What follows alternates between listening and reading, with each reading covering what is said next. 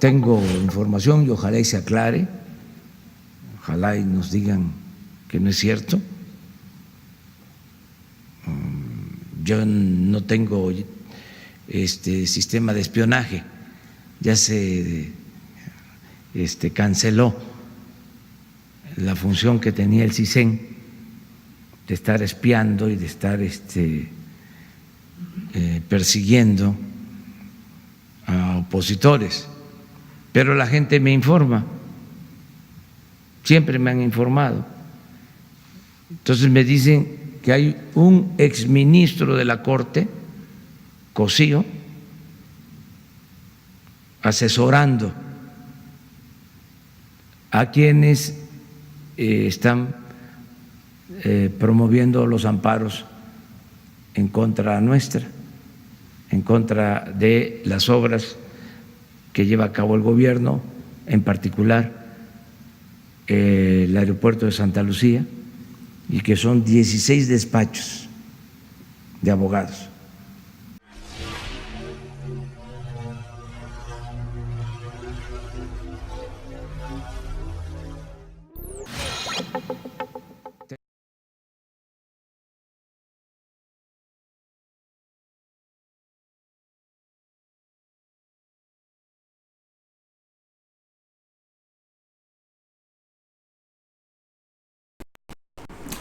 Gracias.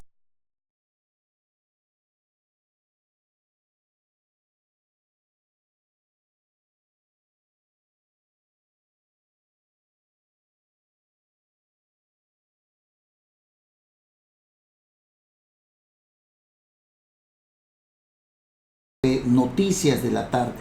Nos da muchísimo gusto estar con ustedes, saludarlos. Es un verdadero placer, de verdad se los digo. Muchísimas gracias. Y bueno, hoy es ya miércoles 25 de septiembre del año 2019. Qué rápido se va el tiempo. Estamos a punto de terminar con este año.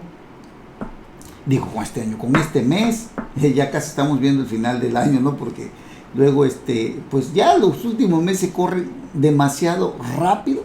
De verdad se va demasiado rápido. Y bueno, la verdad es que septiembre, octubre, noviembre, diciembre se va muy rápido. Finaliza el año. Casi vemos el final del año en septiembre. Bueno, muchísimas gracias de verdad por estar con nosotros. Y como siempre, transmitimos desde el Puerto Internacional de Coatzacoalcos, Veracruz. Gracias por acompañarnos, gracias por hacer clic en el amplio mundo de las redes sociales. Bueno, 147 amparos en contra de la construcción del aeropuerto de Santa Lucía. Este aeropuerto que pues no ha quedado muy del todo claro si existen o no existen los permisos de la Semarnat, los del medio ambiente o impacto ambiental, etcétera, etcétera, etcétera. Se supone que sí los tiene. Se supone que sí hay documentos que avalen el daño ecológico o lo que se llama impacto ambiental. El presidente de la República se ha visto prácticamente acotado por una serie de amparos que ha interpuesto la Organización Mexicanos contra la Corrupción y la Impunidad, que forma parte del colectivo No Más Derroches, que, como le repito, ha promovido 147 juicios de amparos contra la construcción de este aeropuerto de Santa Lucía.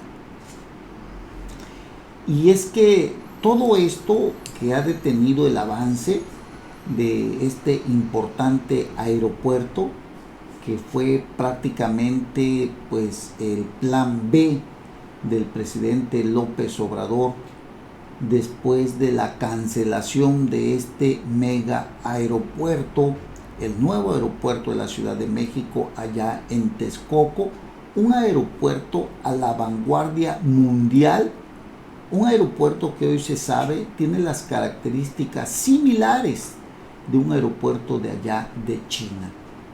Es un aeropuerto de una capacidad importante con la que se dejaría de sufrir con respecto a los pues al aterrizaje y al despegue de los aviones.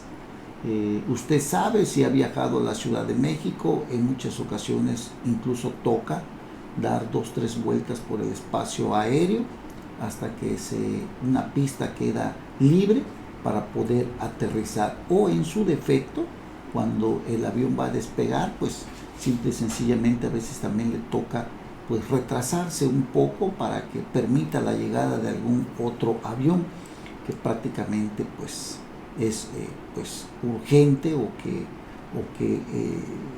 le dan prioridad a que aterrice, y esto es una pérdida de tiempo considerable. El aeropuerto de Texcoco, este aeropuerto que usted ha visto a lo mejor en algunas fotografías, es un aeropuerto de una dimensión muy importante. Se invirtió muchísimo dinero, varios miles de millones de pesos. El presidente decidió cancelarlo porque decía que había mucha corrupción, que los dueños de los terrenos estaban inmiscuidos, que era la mafia del poder. Lo que haya sido, hoy en día se ha determinado que fue un verdadero error la cancelación de este aeropuerto, pero más grave aún, el hecho de que tantísimo dinero que pagó usted y yo, o que salió pues de la tesorería de la federación, o que se invirtió por parte del gobierno federal ahí, que se tomó dinero de nuestro dinero para poderlo construir y pagar los contratos o a las empresas que estaban construyéndolo, se detuvo, y a los contratistas, a las empresas que estaban trabajando ahí, hubo que indemnizarlas, pagarles como si hubieran terminado la obra, o al menos el avance que tenían. Esto verdaderamente fue un derroche,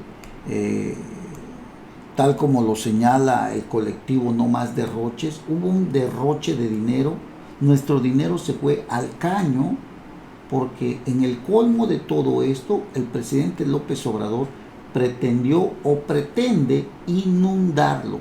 El lago de Texcoco es un lugar que, según se sabe, pues ya tampoco es lago. Toda esta estructura que está ahí en el aeropuerto, en el que iba a ser uno de los mejores aeropuertos del mundo, comparado con los mejores del mundo, pues simple y sencillamente no se construyó por capricho del presidente de la República, por decir mis pantalones aquí mandan o mis chicharrones aquí truenan. No se hizo. El plan alterno fue el aeropuerto de Santa Lucía, una base militar en donde incluso el presidente señaló que los militares tendrían la administración de este aeropuerto. Los amparos no han permitido el avance importante de este aeropuerto, son 147, y ante esto el presidente de la República, a través de la Secretaría de la Defensa Nacional, solicitó a un juez federal revocar la suspensión definitiva contra la construcción del aeropuerto en Santa Lucía, con el argumento, escúchelo usted muy bien, de que las instalaciones estratégicas, espacios, inmuebles, construcciones, equipos y demás de la Sedena son de interés nacional. La Secretaría de la Defensa Nacional, dentro de estos juicios de amparo, pidió al juez quinto de distrito en materia administrativa en la Ciudad de México revocar la suspensión definitiva contra la construcción de dicha obra portuaria bajo 3 argumentos: que el proyecto del nuevo aeropuerto de Santa Lucía se encuentra integrado como instalación estratégica, declarado así por el presidente López Obrador. Y ese es un punto que hay que analizar muy bien. Que la suspensión, ese fue el primero. La segunda es que la suspensión definitiva pone en peligro la defensa, integridad y soberanía del país por no permitir el despliegue de tropas para atender la seguridad nacional, que pone en riesgo la protección y seguridad para todos los ciudadanos de la República al impedir la aplicación del plan DN3 de emergencia. Y habría que aclarar aquí que esto de interés nacional pues es un poco de dudarse, porque este aeropuerto ya funciona, porque este aeropuerto está trabajando. Lógicamente que lo que se pretende hacer ahí es un nuevo aeropuerto que dará servicios a los particulares. El hecho de que no se construya ahí este aeropuerto o que se construya este aeropuerto definitivamente no impide que esta instalación de la Defensa Nacional no pueda realizar sus operativos, porque, repito, este aeropuerto ya está funcionando. Así que el hecho de que no se construya un nuevo aeropuerto no le impide en lo absoluto el hecho de que siga trabajando tal y como lo viene haciendo el día de hoy. Esta estrategia que empleó el presidente de la República para decir que esta instalación se encuentra integrado como instalación estratégica, pues simple y sencillamente no está muy bien sustentada, porque, repito, este aeropuerto ya está funcionando. Y la verdad que pues habría que analizar muy bien. El propósito de todo esto es de que se revoquen las órdenes judiciales y este es el propósito pues que tiene el Ejecutivo. Por eso decidió invocar el interés nacional y decretar como instalaciones estratégicas todos los espacios, inmuebles, construcciones, equipos y demás bienes de la Secretaría de la Defensa Nacional. Pero repito, nadie está impidiendo que ese aeropuerto siga funcionando.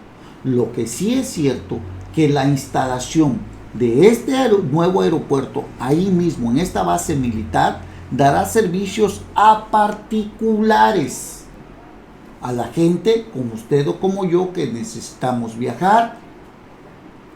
Así que no le veo que le afecte en algo el que no se construya. Digo, así a grosso modo, brevemente, saque usted su propio análisis, pero pues no se ve que esto vaya a afectarle, ¿no? El presidente de la República está muy molesto.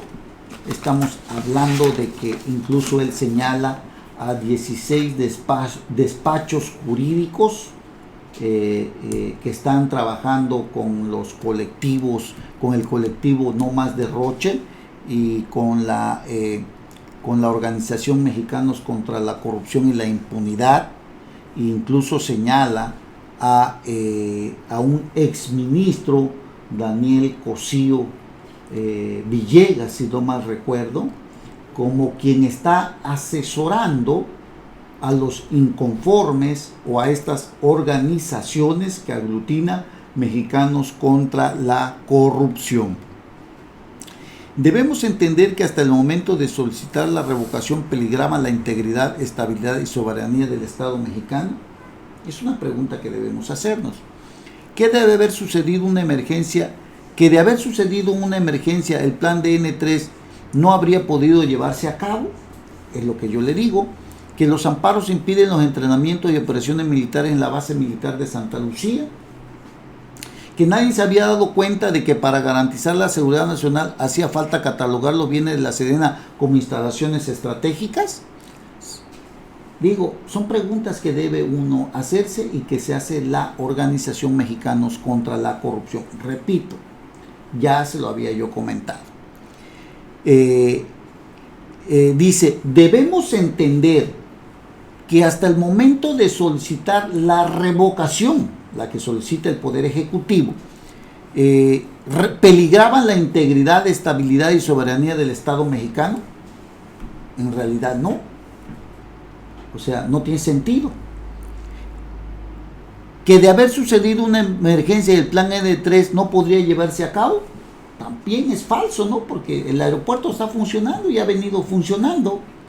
La base militar ha seguido funcionando hasta ahorita, que él decide decir que son instalaciones estratégicas y que por lo tanto pide la revocación definitiva de los juicios que se han entablado en contra de la construcción de este nuevo aeropuerto dentro de la base militar, que dará servicio a particulares. En síntesis, este aeropuerto está funcionando y seguirá funcionando, aunque no construyan ahí, porque no obstruye en absolutamente nada el trabajo que desarrolla la Secretaría de la Defensa Nacional. Luego entonces debe de entenderse que simplemente es una mera estrategia para que el juez diga que es un área estratégica y que por lo tanto pues sí tiene que darle luz verde para que se siga construyendo, como si el hecho de que no se construyera afectaría la operatividad de la Secretaría de la Defensa Nacional o de la base militar allí instalada. Así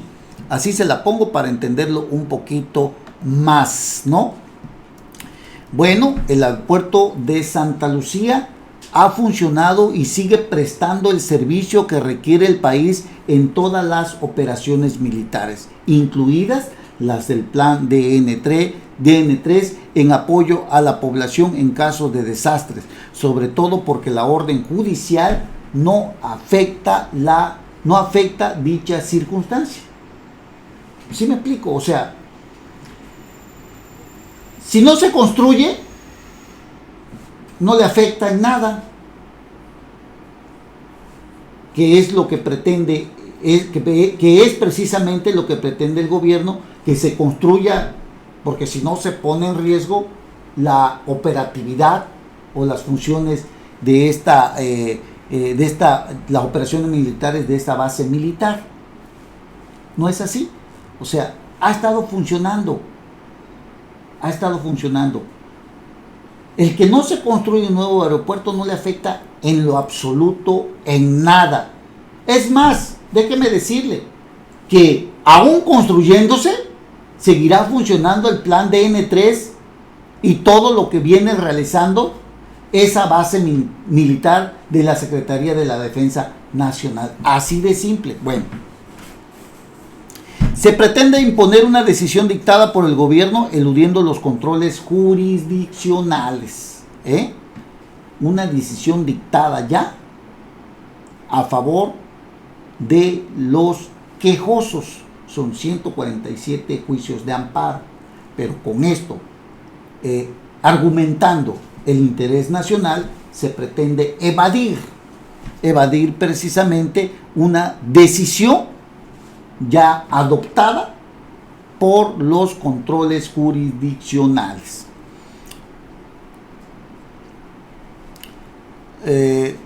Habría que ver muy bien todo esto, yo se lo dejo a su decisión.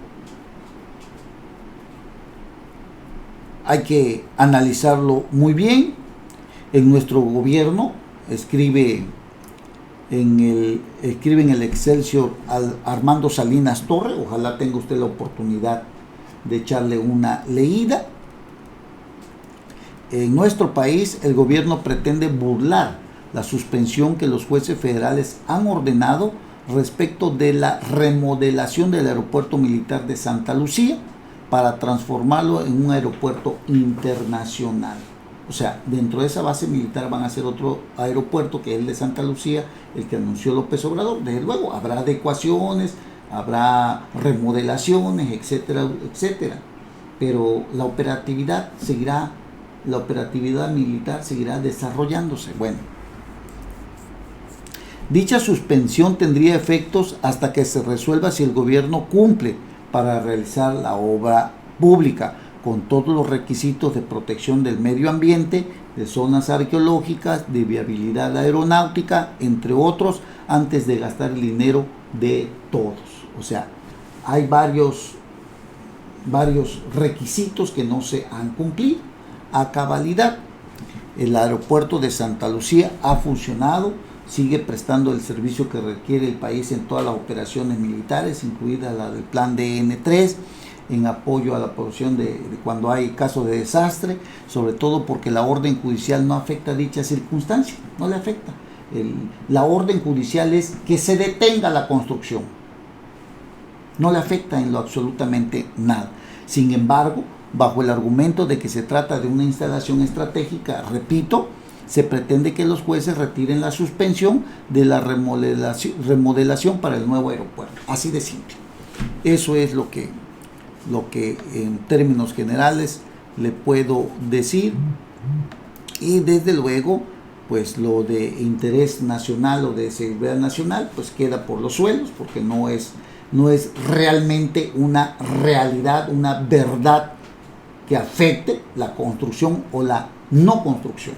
Es decir, si no la construyen, no afecta las operaciones militares que ahí se realizan, incluido el plan DN3 y las operaciones militares, las que usted quiera. Si no se construye, no le afecta. Así de simple, ¿no? Porque esas ya se venían desarrollando y se siguen desarrollando hasta la fecha. Va a haber una remodelación si se construye el aeropuerto, pero aún así, eso no le afecta, él seguirá trabajando. El querer decir que es una instalación estratégica, pues cae por los suelos, ¿no? Bueno, sin embargo, todo parece indicar que un juez podría dar luz verde a obras en Santa Lucía. Un juez que considera que la suspensión pondría en riesgo la seguridad nacional, base de ejecutar órdenes militares para garantizar la soberanía. Un juez federal, escúchelo usted muy bien, dio la razón a la Sedena y negó frenar la construcción. Eso es lo último que se tiene. Y negó frenar la construcción del aeropuerto de Santa Lucía al considerar que esto pondría en riesgo la seguridad nacional. Mire usted, el presidente se jacta de ser un hombre que escucha al pueblo. Aquí el pueblo está diciendo que no a través de los medios legales, desde luego. Dice, no queremos ese aeropuerto. Había un plan de un aeropuerto por el anterior presidente. Y ese aeropuerto estuvo consensado incluso con las cámaras empresariales y empezaba a caminar, llevaba un 20-25% de avance. Y bueno, el presidente actual decidió que no. Así que, pues, López Obrador pues se contradice cuando dice que escucha al pueblo, y la verdad es que el pueblo, a través de los argumentos legales, dice que no. Así que el juez quinto de distrito en materia administrativa en la Ciudad de México negó la suspensión definitiva solicitada por un representante del pueblo indígena de Santa María Ozumbila,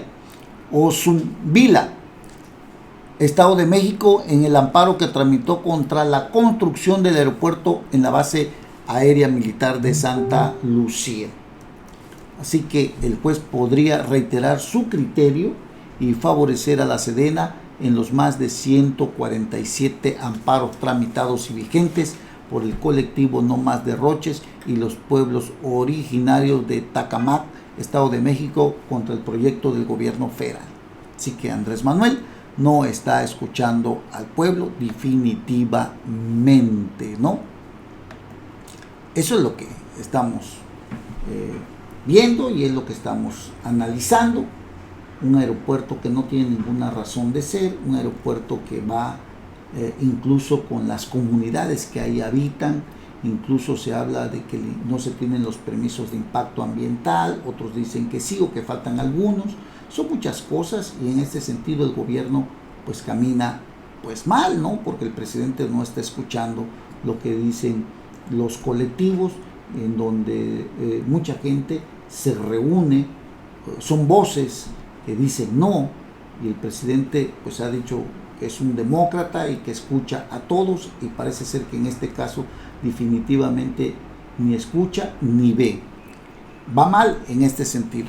Donde no va mal, donde creo que camina bien la 4T, en base a las encuestas que se han hecho, 61% de los encuestados, a través de una encuesta que se hizo, los mexicanos perciben menos corrupción con AMLO, lo dice Transparencia Internacional. 61% de los encuestados que el gobierno de Andrés Manuel López Obrador, señalan ellos, está actuando bien o muy bien en lo que se refiere a la lucha contra la corrupción. Transparencia Internacional y Transparencia Mexicana publicaron esta semana la edición 2019 del Barómetro Global de la Corrupción, el cual registra la opinión y experiencia de corrupción de ciudadanos de todo el mundo. En México, 9 de cada 10 encuestados por el Barómetro Global de la Corrupción 2019 señalaron que la corrupción sigue siendo un problema para el país, aunque perciben cambios en comparación con anteriores gobiernos. El Barómetro Global de la Corrupción 2019 es una herramienta que permite medir dos expresiones de la corrupción: la opinión o percepción que tienen los ciudadanos encuestados sobre la corrupción, y también la experiencia directa que tienen de ella, referida como victimización. Así que bueno, al menos en ese aspecto, el 61% de los mexicanos encuestados reportó un incremento en la corrupción durante el año anterior a la aplicación de la encuesta. En términos de corrupción, 44% de los encuestados consideraron que la corrupción en México había aumentado durante el último año, o sea, el año anterior. Y repito, este porcentaje es menor que el expresado en el 2017, en el que 61% de los encuestados reportó un incremento en la corrupción durante el año anterior a la aplicación de la encuesta. De acuerdo con el Barómetro Global de la Corrupción, 21% de la población encuestada en México consideró que la corrupción había disminuido durante los 12 meses anteriores a la realización de este estudio. En contraste, en el Barómetro 2017, 6% de los encuestados reportó que la corrupción en México había disminuido. Así que la corrupción en México, pues la gente lo percibe que ha disminuido. El barómetro de la corrupción global en el año 2019 muestra que 1 de cada 3 personas, o sea el 34%, tuvo que pagar un soborno en México para acceder a un trámite o servicio público. En cambio, en 2017, la mitad de los encuestados, 51%, reportó haber incurrido en esta práctica.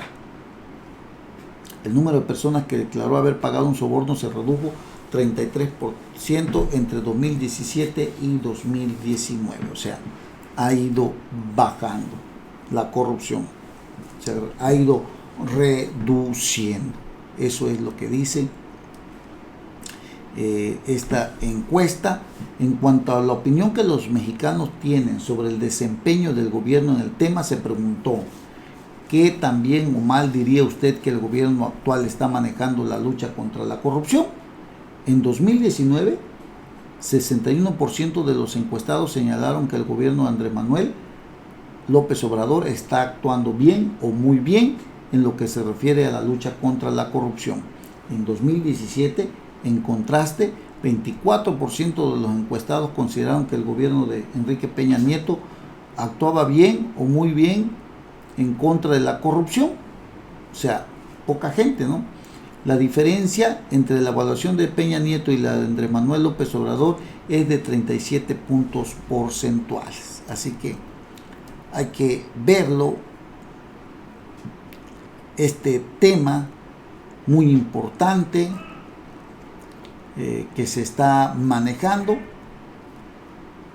al menos en el tema de la corrupción.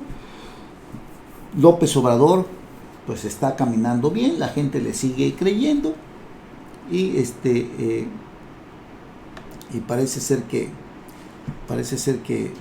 esto va más o menos caminando. Hay un datito, hay un pequeño dato ahí, pero tiene que ver con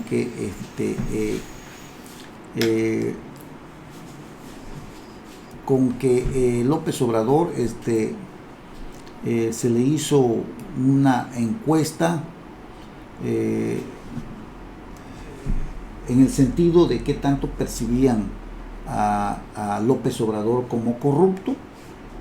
La encuesta con la categoría de corrupción por institución, es decir, el porcentaje de personas que sostienen que la mayoría o todas las personas de alguna institución son corruptas.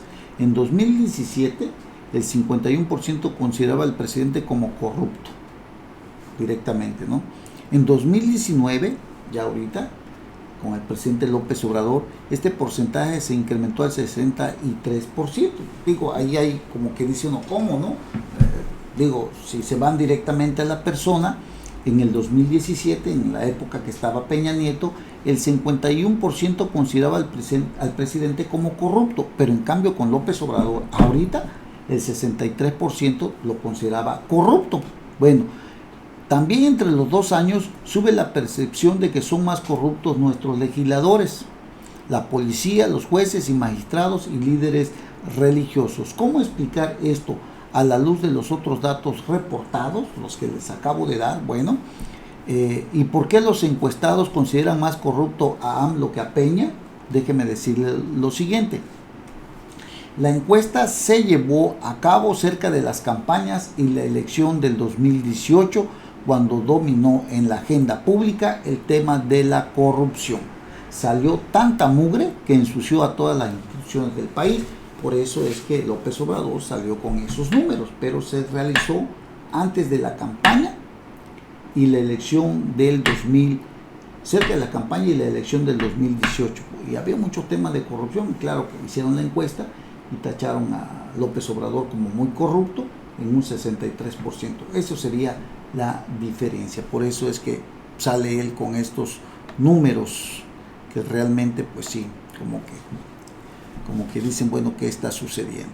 Oiga, y otro tema muy importante tiene que ver con la desaparición de poderes en los estados de Guanajuato y Tamaulipas, pasando por Veracruz, que fue el que detonó todo este gravísimo problema.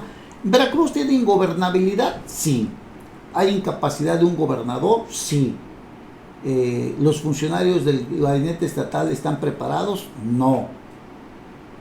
Son gente que realmente están muy improvisados, no tienen la capacidad política. Pero el tema que trajo a la mesa del Senado, o a la bancada del Senado, o a la Cámara Alta, de la desaparición de poderes de Guanajuato y Tamaulipas, está ligado con la solicitud que hacen los senadores panistas del gobernador del estado de Veracruz, de este estado desde donde transmitimos, Coatzacoalcos, Veracruz, que nosotros los habitantes del territorio veracruzano, pues la verdad lo vemos como una persona totalmente impreparado, una persona que no tiene la capacidad, esa es la verdad, una persona que no tiene el oficio político, una persona que no tiene estrategia.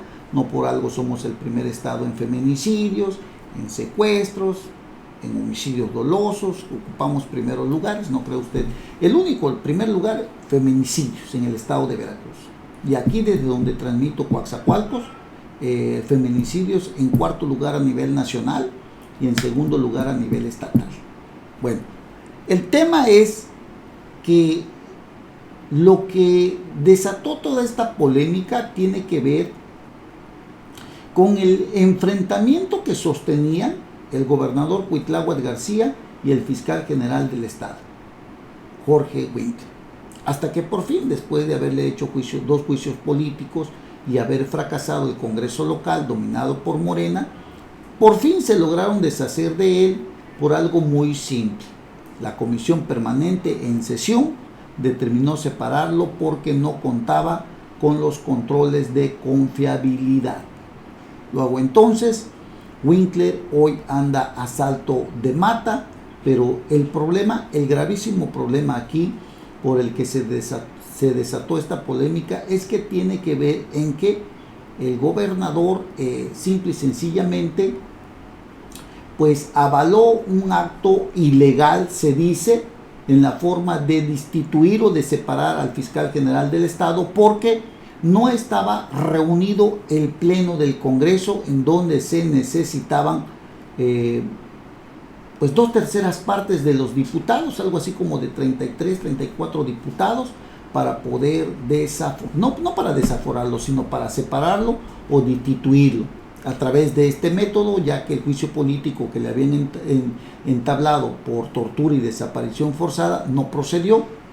Pero bueno, un día de estos, Jorge Winkler andaba allá por la zona norte. Para los que no saben, se lo comento, andaba por la zona norte, estaba el Congreso, la comisión permanente sesionando, determinaron separarlo, que no tenían los exámenes de control.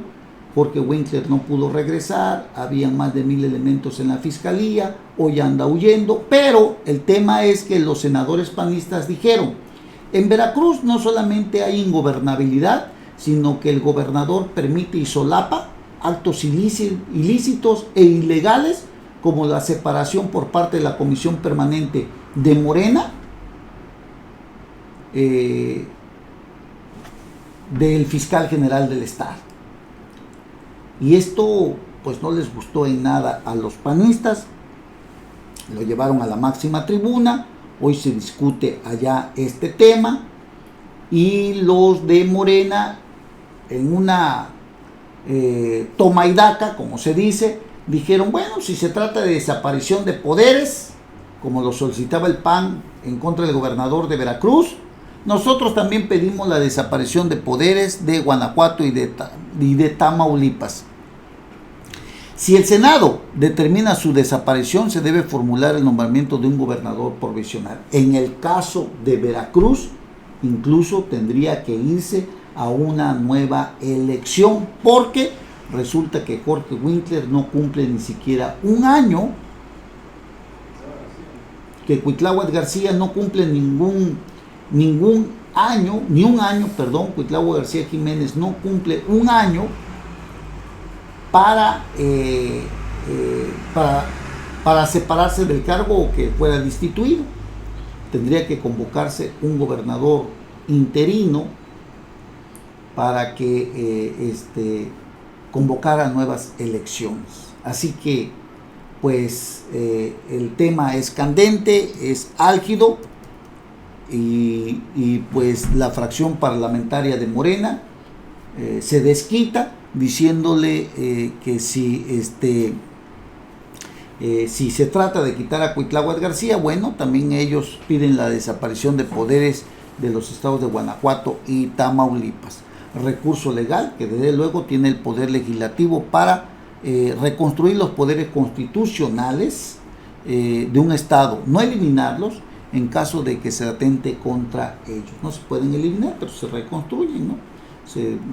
Se hace una especie como de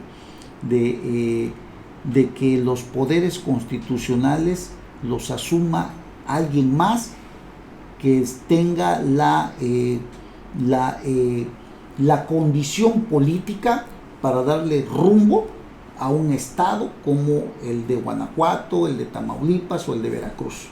No es que desaparezcan, es que simplemente dicen no están capacitados, no tienen la preparación, hay muchas fallas, separan al gobernador y llegan otros que asumen ese control para darle nueva viabilidad a estos poderes constitucionales.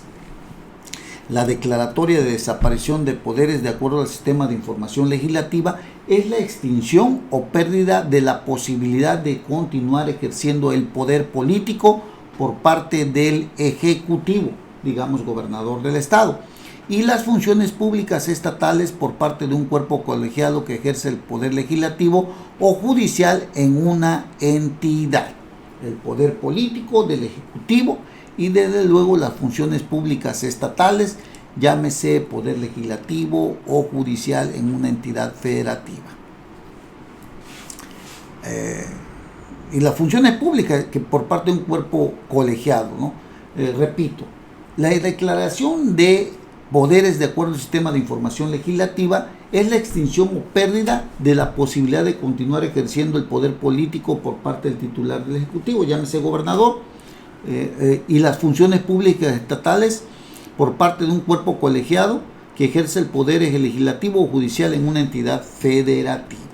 La Carta Magna otorga a la Cámara de Senadores la facultad exclusiva para determinar que se ha configurado la desaparición de los poderes legislativo, ejecutivo y judicial de un estado y hacer la declaratoria de que debe nombrarse un gobernador provisional. Imagínese usted si aquí en Veracruz llega a suceder eso, la desaparición del poder legislativo, judicial y ejecutivo, llámese gobernador. ¡Qué barbaridad! Nombrar un gobernador provisional, y al menos en el caso de Veracruz, que tendría que nombrar a nuevas elecciones. Así de grave está, y digo la verdad, al menos aquí en el estado de Veracruz, sinceramente estamos muy mal con este gobernador que tenemos el día de hoy. Así que vamos a ver qué otra cosa sucede, pero estaremos atentos a lo que venga. Oiga, y el que de verdad no tiene madre, como se dice, un sinvergüenza, un ratero, un corrupto, un detestable personaje de la vida pública del estado de Veracruz, una vergüenza para nuestro estado, que se da el cinismo hoy de dar hasta entrevistas y de andar ahí sacando unas columnotas que llenan todos los diarios, es Javier Duarte de Ochoa, este asqueroso personaje que fue recluido, que está purgando una condena allá en el reclusorio norte de la Ciudad de México, allá en este reclusorio, donde a través de una entrevista, todavía se atreve a dar entrevista, pero los medios que van a entrevistarlo, no, bueno, digo, al final de cuentas, esa es parte de nuestras funciones, pero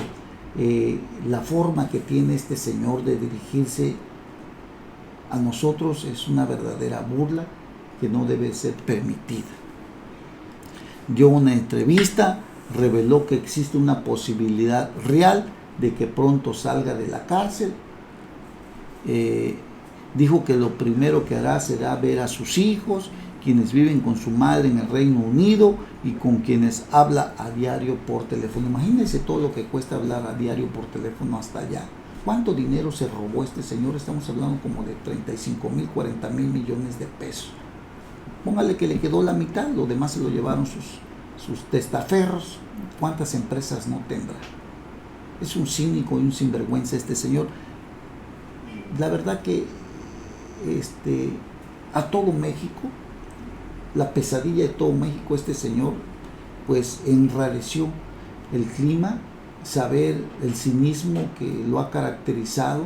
Es un ser muy despreciable. Ojalá nunca venga al estado de Veracruz. Ojalá, digo, la verdad que son deseos que tenemos, porque a nosotros sí nos ofendió gravemente, a todos los veracruzanos, la forma tan descarada de robar, de no hacer nada por este estado, donde los niños no recibían medicamentos, donde se documentó tantas y tantas propiedades a nombre de él y de sus testaferros, donde prefirieron robarse el dinero antes que comprar medicamentos, el dinero millonario o recurso millonario de los Juegos Centroamericanos y del Caribe también desaparecieron. La verdad que es terrible. Le preguntaron por qué huyó, le pregunta a la periodista, y él contesta: por una simple y sencilla razón, uno no puede competir contra el aparato de gobierno, es imposible ganarle, así sea que te estén acusado de haberte comido una paleta o un frutzi o un gansito. Recuerde usted que había dicho que en Veracruz no pasaba nada, que no, estábamos tranquilos, que aquí solamente se robaban frutzis y gansitos, ¿no? El actual titular de la Secretaría Pública de Veracruz, Hugo Maldonado, de los frutzis a los gansitos, dice él que lo que se roban son six de cervezas. Así de este tamaño tenemos a las autoridades. Bueno, dice no, que te comes una paleta, aunque te comas una paleta no tienes posibilidades de ganarle ganarle al aparato de gobierno, y por eso te quieren meter a la cárcel. Si ese es el argumento, te van a meter en la cárcel. En este país así funciona. Fui la caja china del gobierno para ocultar todos los escándalos, desde la Casa Blanca hasta Ayotzinapa. Tenían como estrategia que la única manera de lavarse la cara de que no los acusaran de corrupto era meter a uno de los suyos a la cárcel. Era el gobernador priista más sacrificable. Pues sí, porque era el más ratero y el más corrupto. Así de sencillo. Es reconocer, pues. Claro que era el más sacrificable porque era el más asqueroso corrupto que había tenido de Veracruz como gobernador, hombre. Pues sí. Era el más sacrificable, pues sí, porque su descaro y su cinismo era tal que no había forma de ocultar los miles de millones de pesos que había señalado la Auditoría Superior de la Federación que no se estaban ejerciendo en Veracruz. Pues sí, era el más sacrificable porque era el más ratero. Así de sencillo. Vaya cinismo de este despreciable personaje que se atreve a querernos dar lección de que él fue la caja china del gobierno. La verdad que toda la putrefacción que lo acompaña fue visible por todos lados. Veracruz no avanzó durante su gobierno, seguimos estancados, esa es la verdad, con el actual gobernador Cuitláhuac García Jiménez. Vaya barbaridad. Bueno, hacemos una breve pausa y regresamos inmediatamente. No se vayan, regresamos.